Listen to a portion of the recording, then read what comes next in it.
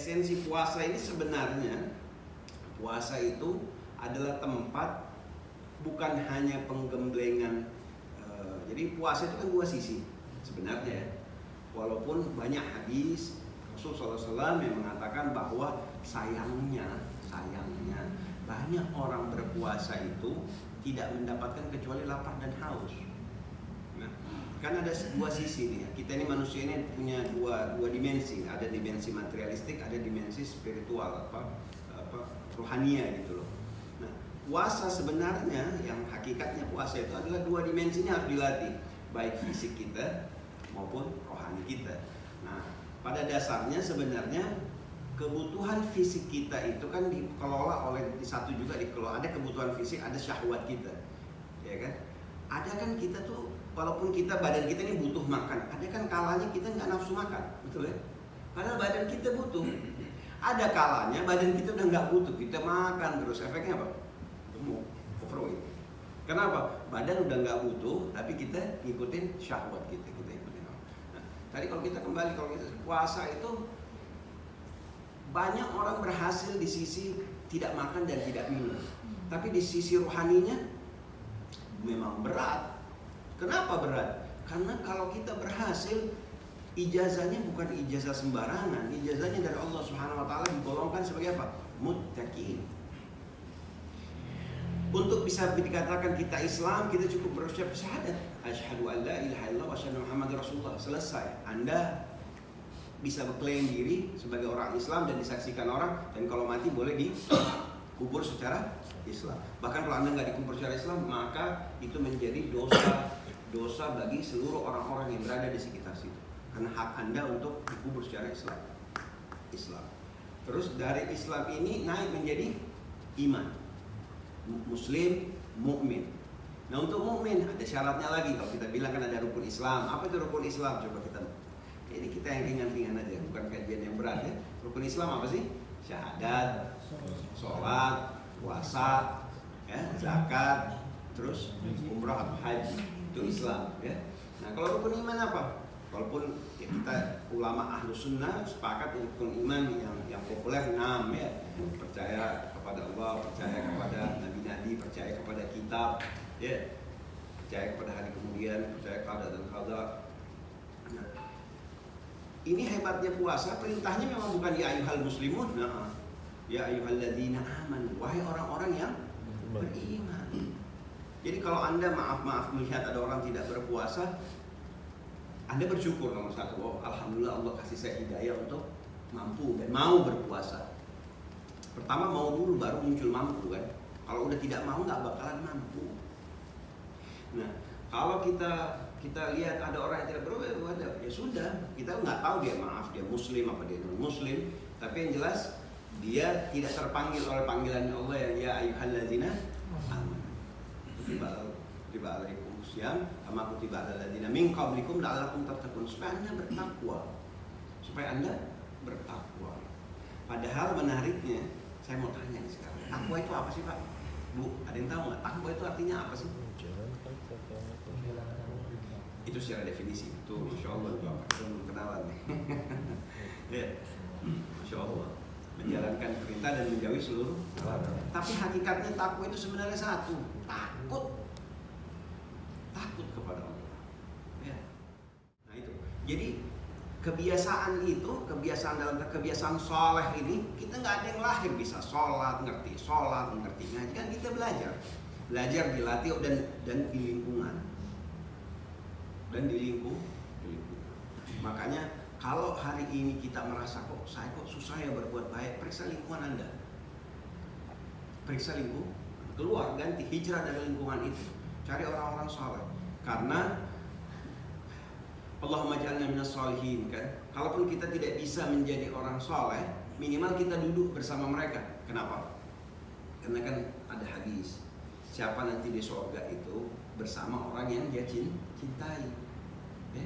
Nah kalau kita cinta aja sama orang-orang soleh, insya Allah salah satu dari orang soleh itu kalau dia nanti masuk surga kita nggak ada, dia cari kita, karena dia bisa memberikan syafaat atau pertolongan.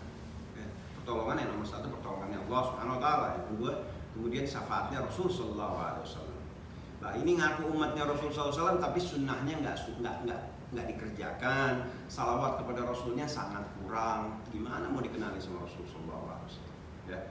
Mohon maaf, ini bukan mau ngajarin, ini cuma mengingatkan ulang. Insya Allah nggak ada yang baru yang saya mau bahas. Ini saling kita mengingatkan. Ya.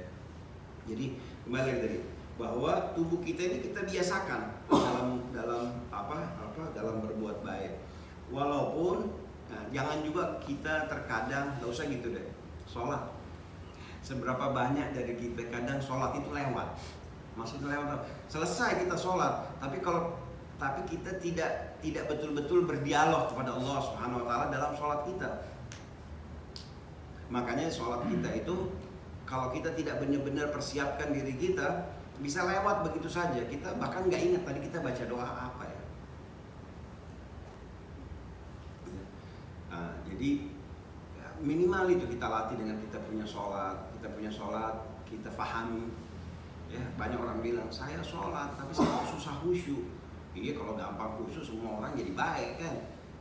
Bahkan ada orang nanya satu ulama, ya Syekh, saya ini kehilangan kunci rumah saya lupa. Apa jawabannya Syekh? Pergi sholat. Hah? Kok pergi sholat? Iya, ntar di sholat saya ganggu kamu, kasih ingat di mana kamu punya kunci. Apa yang kamu ketinggalan apa? Nah itu di sholat. Nah, jadi kita latihan, kita biasakan, dalam tanda petik kita paksakan. Nah, dalam tanda petik sebenarnya disitulah gunanya kita mendidik anak-anak kita. Ya. Sekarang ini kalau kita yang masih punya anak, kalau mungkin anaknya sudah di atas umur 15 atau sudah belasan tahun, ya tinggal diajak, ya agak susah untuk dipaksa diajak ngomong baik-baik. Dan satu yang banyak orang tua itu lalai, dia bisa suruh tapi dia nggak contohkan. Saya kan banyak ngajar tuh, kadang maaf anak-anaknya orang tua ini lebih lebih hormat, lebih sopan. Bahkan maaf, orang tuanya minta saya ajar anaknya. Kenapa? Yang bisa masukkan pesan cuma saya. Orang tuanya diajak ngomong sama anak, orang tuanya ngajak ngomong sama anaknya nggak laku istilahnya. Kenapa? Ya saya kadang bilang sama orang tua, ya maaf saya bilang, kalau Anda suruh anak Anda ngaji, contohkan. Kalau dari kecil dia tidak pernah lihat Anda pegang Quran, ya repot. Dengan Anda contohkan, lama-lama kan dia lihat, dia tanya, Pak, Ma lagi apa? Oh lagi ngaji, ayo ikut yuk. Bukan, yuk sana pergi ngaji, enggak, ayo ikut. Ya. Walaupun anak-anak itu kadang-kadang lucu, saya ingat tahun lalu buka puasa saya membolehkan, silakan bawa anak-anak yang punya anak kecil. Mereka walaupun takut, nanti begini, nggak ada masalah. Waktu saya sembahyang sunat sebelum sholat, itu anak puterin saya. Itu orang tua saya tahu tuh, kalau bisa udah mau pingsan bisa.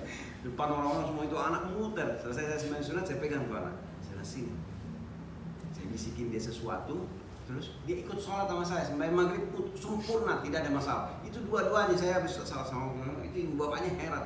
Diapain kok anaknya bisa nurut begitu? Saya bilang, saya bisikin dia. Saya bilang, kamu suka coklat enggak? Kalau kamu ikutin semua. Jadi saya nggak bilang, kalau kamu sholat, kalau kamu ikutin semua saya punya gerakan, habis sholat saya kasih coklat. Bener dia anteng, dianteng sholat. Ya. Jadi itu bagaimana kita komunikasi? Kalau anak kecil kita kita ganjar dia. Kita ganjar dia bagaimana, apa yang dia tertarik. Nah kalau sudah agak besar sedikit, ya kita berikan pemahaman. Dan satu yang paling penting, contoh. Ini yang banyak orang tua mengadu sama saya, anaknya nggak mau dengar. Saya bilang, kamu udah kasih contoh. Pagi-pagi suruh anaknya mandi, bapak ibunya belum mandi. Ya. Pagi-pagi suruh belajar, tapi bapak ibunya nontonnya infotainment. Jadi kembali lagi, kita gunakan benar-benar bulan Ramadan. Jangankan orang awam.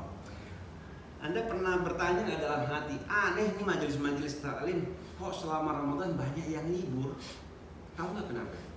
Karena ustadz-ustadznya juga gunakan bulan Ramadan sebagai nge-charge diri, belajar ulang. Ya. Selama Ramadan ini jadi bukan hanya orang awam, orang-orang yang bergerak di dalam ilmu dakwah pun banyak itu menarik dirinya dari dia punya majelis untuk apa? Meningkatkan juga dirinya, meningkatkan kualitas, meningkatkan ilmu dengan membaca ulang Al-Quran Al-Karim.